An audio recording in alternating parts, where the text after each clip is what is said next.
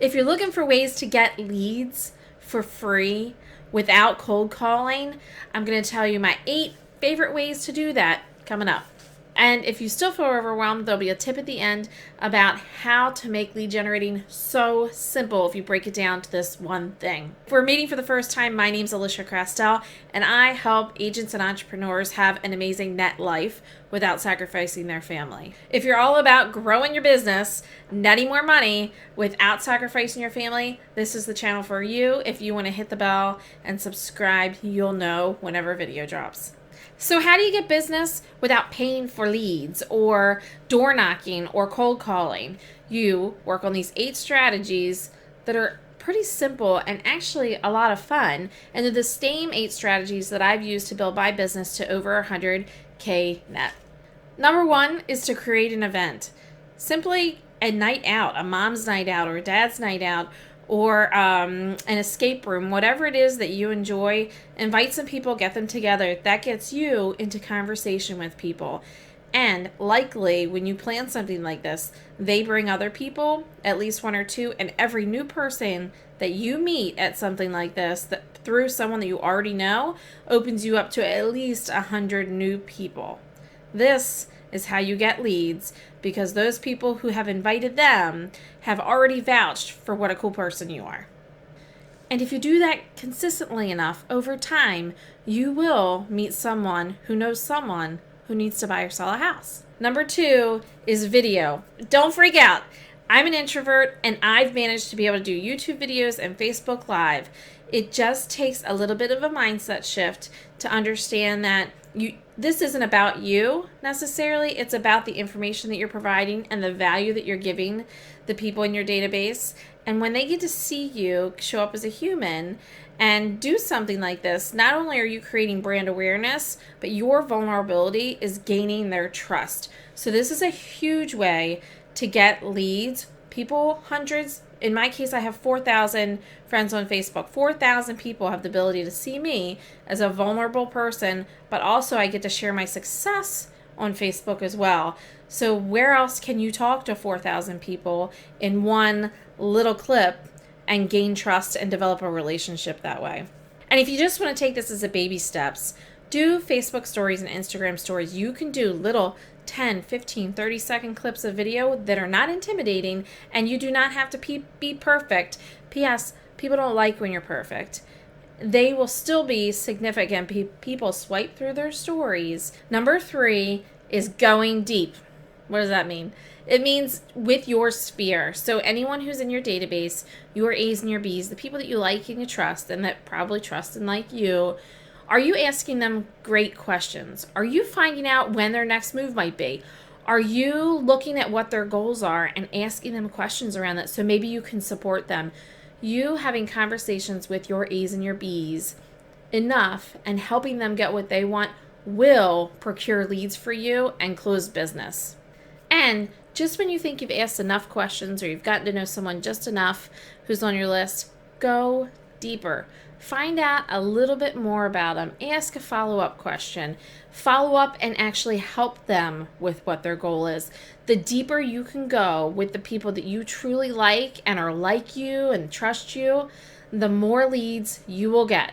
I can tell you that this has happened to me over and over and over again. A small amount of my database gives me all of the referrals that I need to sustain my business. Number 5 is a very simple tactical approach where you can take someone that you know, and it does not have to be a real estate client. It could just be somewhere where you know, and you know the neighborhood that they live in. You print out the 5 most recent sales around them or most relevant sales around them and just put it in the mail with a Post-it and says, "Hey, Alisia, I thought you might be interested. I was pulling comps and saw these properties sold near your neighborhood." Simple, easy. It lets them know that you're in real estate without saying, who do you know who's going to buy, sell, or invest in real estate in the next 90 days? You're doing that and asking for a referral without asking for anything. You're actually giving to your database, helping them have some information about their neighborhood from a trusted resource. You can actually just pop that in the mail, and I suggest doing it in a colored envelope because the open rate is higher, but you can also put it in a Facebook message if you don't have their mailing address and you just know like the neighborhood they live in, you could totally do that without feeling weird or anything about it. It's just a simple, hey, saw this, thought you might enjoy it. No big marketing scheme or letter that goes with it. Just a quick, thought you may like this. Number 6 is do what you love. Like, do more of what you love and you enjoy doing. If it's a group workout class, if it's a night out, if it's pinball, I don't know, whatever you enjoy doing, do more of that, because the more you can get around people who like what you like and are kind of your jam, the higher the likelihood is for them to give you a referral.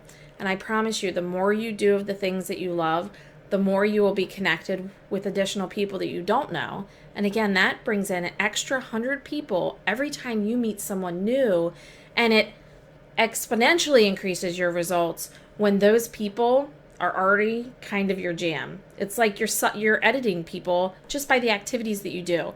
So you're not doing anyone any favors by sacrificing and not doing activities that you actually enjoy. Number 7 is a super simple one too. Call your database, email your database, text your database, Facebook message your database, whatever, and let them know you're updating your vendor list. It could be at the end of the year for a refresher, or you're just updating it at any time, and ask them, who do they know that is an X? And you want to be specific. Who do you know that's a plumber who gives A++ service? Or who do you know that's a hairdresser that gives A++ service? If you know anyone who I should think about adding to my list, please let me know and give them those specific ones that you're looking for.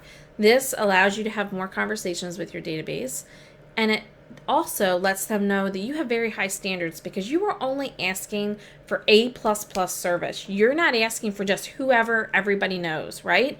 So it does many things for you, gives you your conversations with your database, lets them know you have high standards, and you're sort of asking for a referral without asking for a referral. You're giving yet again. What lead source that we've talked about is your favorite?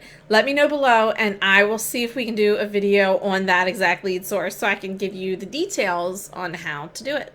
The next one is carry a sold sign everywhere, under your arm, by the crosswalk, to basketball, to your friend's house. If you carry a sign like this, what do you think people are going to ask you? You'll get a lead. And if this is still all overwhelming and you don't know where to start, here is the trick. If you don't pay attention to anything else and you just have your mind focused on one thing to do, it will be have one relevant, meaningful conversation a day. One conversation where someone goes, man, that was interesting, or remembers you tomorrow. One conversation a day will solve all of your lead problems. One conversation a day. If you're looking forward to hanging out with us next week and talking all about how to grow your referral business without sacrificing your family and your life, hit the subscribe button and turn on the notifications so you get the invite. I appreciate every single time you tune in, and if you give a thumbs up, there's no bigger compliment. It helps us figure out what kind of videos to make for you guys in the future. If you're looking for examples on how to appreciate your clients and your sphere, I've made a video all about the very top, real quick ways that you can appreciate your sphere that are very powerful.